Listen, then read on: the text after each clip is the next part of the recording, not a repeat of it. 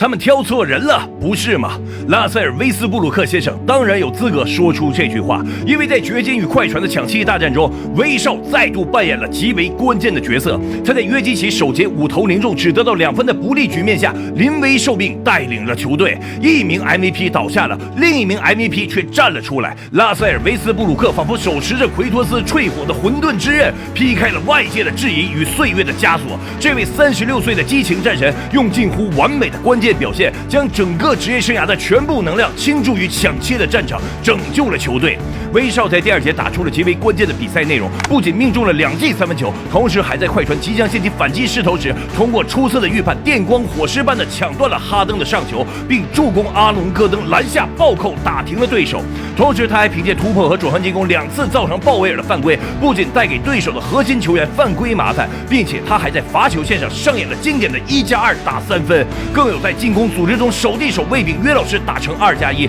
防守端不止一次的换防对位哈登、伦纳德，甚至是祖巴茨，在掘金的联防和换防切换时提供了防守端的巨大支援。威少在第2节单节拿到10分、3助攻、2抢断，攻防一体，敢打敢拼。他出色且全面的表现，帮助掘金在落后的情况下逆风而上，在半场结束时反而领先了快船11分，为第3节掘金收下比赛奠定了基调。毫无疑问，威少绝对是掘金上半场的 MVP。末节威少连续抢断、连续暴扣、连续快攻得分，最终凭借一记抢断后的单人快攻暴扣挂筐吃替，亲手送上赛季效力过的快船回家。最终，威少在这场极为关键的抢七大战中贡献了16分、5篮板、5助攻，以及惊人的5次抢断。至此，威少整个职业生涯的抢七战绩变为了4胜1负，抢七胜率高达80%，为现役最高，并且威少也成为了 NBA 历史上首位在抢七大战中贡献至少15+5+5+5数据的替补球员。尽管他不是球队中得分最多的那个人，即便他也不是掘金攻防两端的战术核心，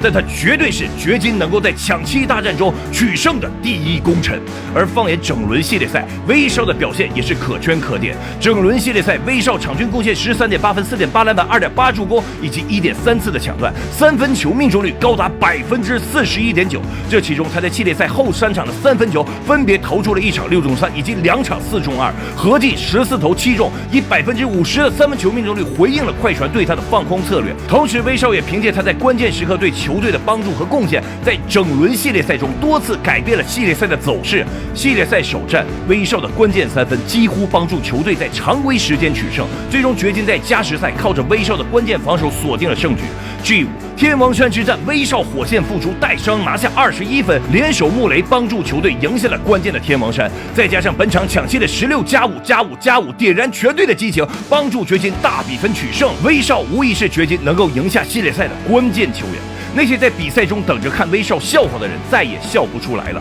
无论质疑和嘲讽的声量有多大，拉塞尔·威斯布鲁克的名字从来都与妥协无关。从 OKC 的孤胆英雄，再到丹佛高原的关键先生，威少始终以最原始、最暴烈的方式热爱着篮球这项运动。他们挑错人了，这声怒吼将永远回荡在 NBA 季后赛的历史当中。有拉塞尔·威斯布鲁克存在的篮球世界，永远热血难凉。没什么意见吧？祝威少好运。这里是高小爱，向每一位热爱篮球的人